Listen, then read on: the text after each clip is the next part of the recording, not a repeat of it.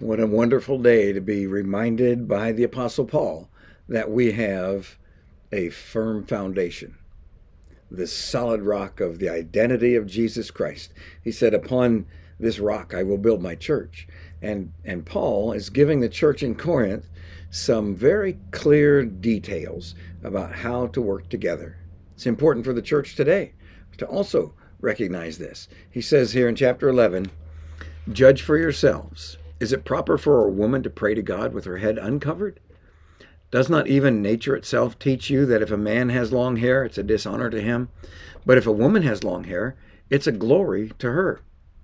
For her hair is given to her for a covering. But if one is inclined to be contentious, we have no other practice, nor have the churches of God.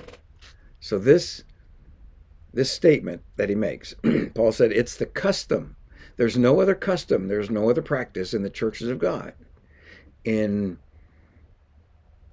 this demonstration of acknowledging the design and the holiness of God, the authority, the system that God has put in place. Where it's God, Christ, the man, the woman. And he says, we don't have any other custom. And in expressing our agreement, the man does not cover his head, and the woman does cover her head. Her hair is given to her as a covering. And there are commentators that would give us the secondary meaning in recognizing that the father or the husband is over the woman, and the authority then is a glory for her. It's a protection. It's an identity for her and a responsibility for him. But it does not impact the value of the man or the woman.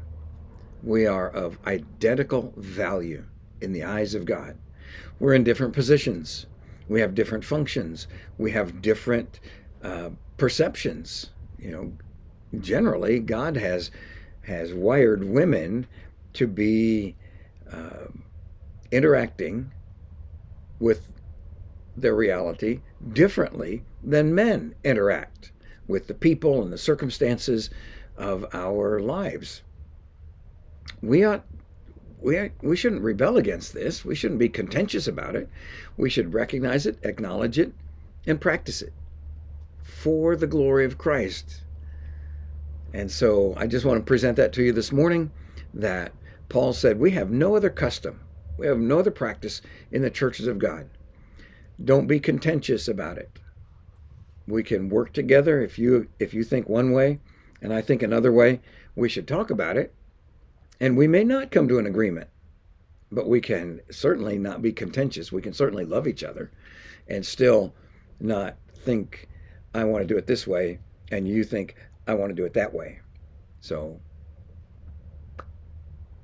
the whole point is we're living in the love of God, and we love one another.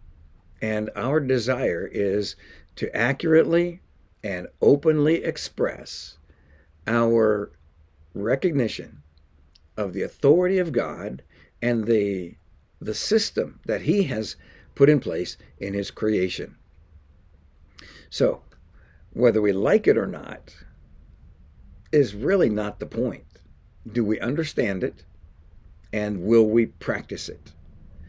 Whatever you're clear in your mind, this will bring honor and glory to Christ. Do it, because you're motivated by your love for him. If you're wrong in what you're doing, but your motive is right, if you sincerely want to please Christ, keep studying his word and seeking his face. If you're wrong, he will straighten you out. Now, it may be through preaching and teaching. It may be through a conversation with a brother or sister, but he'll straighten you out. Just do what you think God wants you to do. As long as you're convinced in your mind God wants you to do it, do it. Be motivated by your love for him, which is actually born of his love for us. He loves you, and we love you too.